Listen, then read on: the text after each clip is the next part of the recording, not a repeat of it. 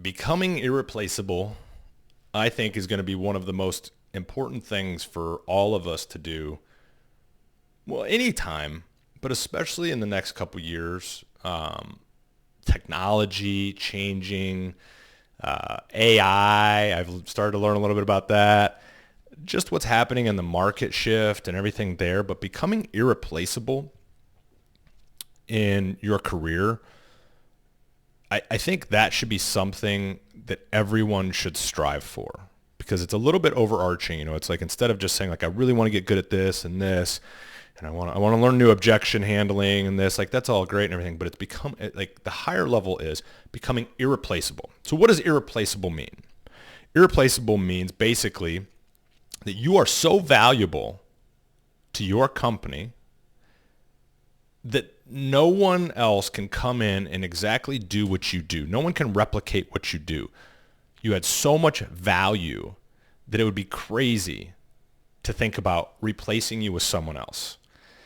And that's why I think it should be the goal. I mean, becoming irreplaceable allows you to grow, right? Like promotions, moving up through an organization, being valued, getting more opportunities. Honestly, even just being more fulfilled with what you do, right? Like, because you at that point, you're so good at what you do and you're adding so much value that it feels better. And that feeling is hard to replicate, and it's hard to feel when you're not doing what you know you're capable of doing. And so I think being irreplaceable and focusing on that, and that can be kind of a guiding light that you can ask yourself when you're auditing and thinking like, am I being irreplaceable right now? Am I stepping toward being irreplaceable? Or is this decision and this action actually making me more likely to be replaceable? So you can kind of use it as a black and white type barometer. And then I guess it's the question of, okay, well, how do you become irreplaceable? What do you have to do, Zach? I don't understand. I think I'm doing a lot. Well, I guess I'd say like you need to develop an expertise in your industry would be the most important thing, right? Like you need to get really, really, really good at what you do. Product knowledge, all aspects of your dealership, like what is everybody doing? How do all the parts fit together? And that's going to allow you to help your customers better. What are the customer pain points? What are they going through? What are the trends in the industry? Are you able to keep your pulse on what's really happening and be able to see a couple steps down the road because you're so engrossed in learning and knowing about your industry that you can kind of see what's happening and what's going to be coming? Being an expert, being the trusted expert. I talk about that a lot. That is key. So knowing your stuff about your industry is super huge. That's, I think, number one. Just being the best you can be in your industry, at your dealership, wherever you might be. Building strong relationships. And that's with customers and internally, in my opinion. If you've got incredible relationships with customers, customers love you.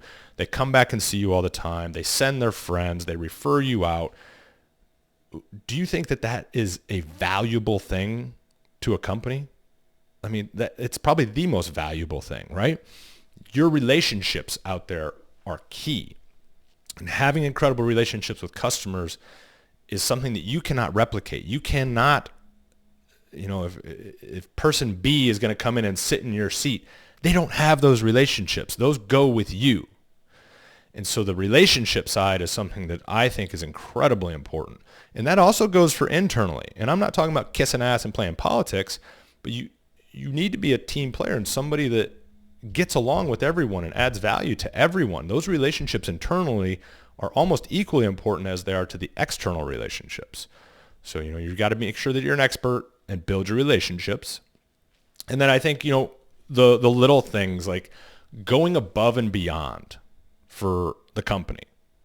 And it doesn't mean killing yourself for the company, working more hours and just like, it's not more for the sake of more, but it's trying to add value in places where you can add value, where the team needs help, or maybe where you're uniquely positioned to do something.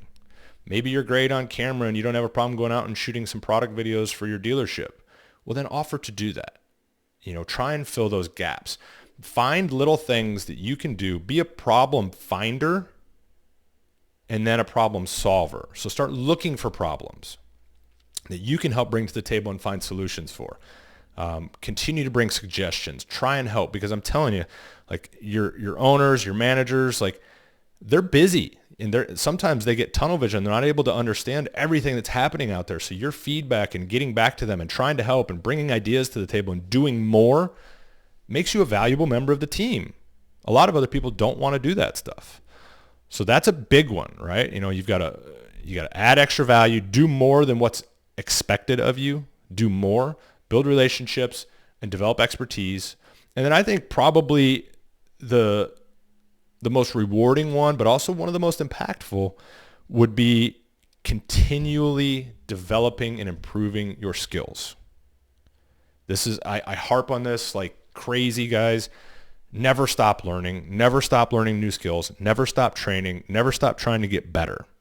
And that doesn't always mean spend all of your free time on YouTube watching sales videos. It's not just always about sales. It could be something you enjoy. It could be something random. It could be that maybe you decided to take an art class. That is something you've never thought of in your entire life. You have no clue why. You know what? Maybe it's peaceful. I'm going to go do an art class. And maybe in that art class, it sparks up some sort of creativity side of your brain that you haven't used since you were 7. And it allows you to see things a little bit differently than you did before. Maybe you're on your company website 3 weeks later and you notice a certain design element that isn't right. Or man, maybe these colors should be better. Or this doesn't flow as well. Or hey, I had this idea. We could do this banner. It doesn't have to be these life-altering massive things, but if the more we're learning and we're constantly trying different things, it's amazing how many of those things can come back together to add value to someone. You never know what customer is going to come in, and maybe they're an artist. And all of a sudden,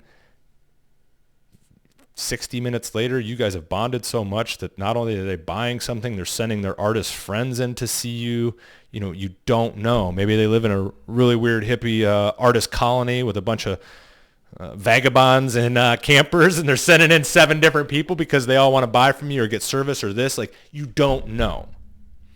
And that's a very random example talking about the art, but you don't know, like these little things you might be interested in and you lean into, or you learn something new that maybe you're not even interested in because it makes you uncomfortable and you're like, I don't want to do that. Try it.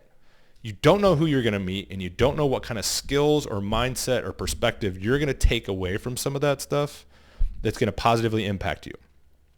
And so the skill side, and always be learning, and obviously on the sales side, you just continue to learn, like how to work with people, how to communicate. Those are huge, right? Like, but there's that other little side of developing out who you are and finding other little interests and doing some of these other things that you would never think to do can round you out as a person so much that allows you to add so much more value to others that like feeds these others that we've talked about. So never stop learning.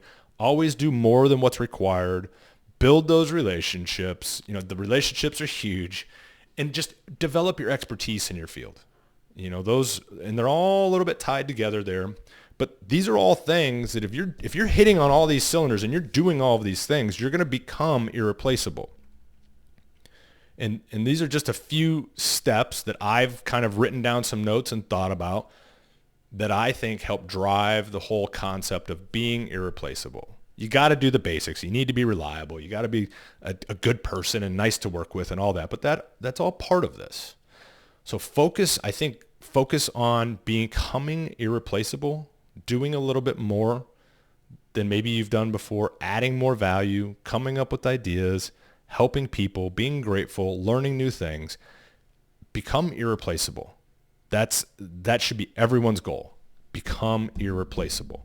If you want help with any of this stuff, if you got ideas, if you've got questions, I would love to hear about it. I would love to hear if there's certain things like this that you do or you focus on.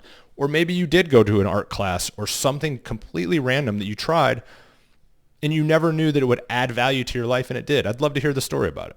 So if you've got anything like that, please reach out. Give me some feedback. I'd love to hear about it. I love you guys. I appreciate you so much. Thank you for watching.